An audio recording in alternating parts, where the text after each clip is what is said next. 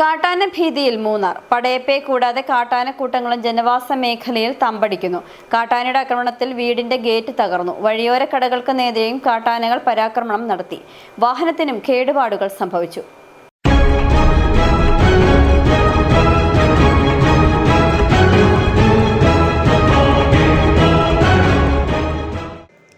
ദേവികുളം ലാക്കാട് സ്വദേശി ജോർജ് മുക്കത്തിന്റെ വീടിന് നേരെയാണ് കാട്ടാനക്കൂട്ടത്തിന്റെ ആക്രമണം ഉണ്ടായത്. ഗേറ്റ് തകർത്ത് അകത്ത് കിടന്ന ആനകൾ മുറ്റത്ത് കിടക്കുകയായിരുന്ന കാറിനും കേടുപാടുകൾ വരുത്തി.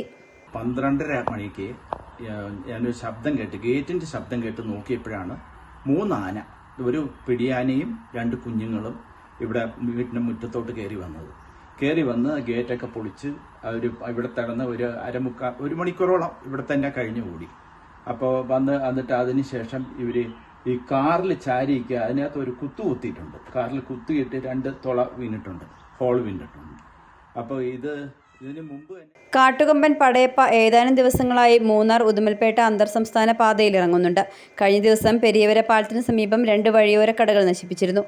കടയിലുണ്ടായിരുന്ന പൈനാപ്പിൾ, ചോളം തുടങ്ങിയവ കാട്ടുകൊമ്പൻ അകത്താക്കി. പടയപ്പയെ കൂടാതെ വേറെയും കാട്ടാനക്കൂട്ടങ്ങൾ കാടിറങ്ങുന്നത് വൻ ആശങ്കയ്ക്ക് ഇടയാക്കുന്നുണ്ട്. City Vision, Munnar.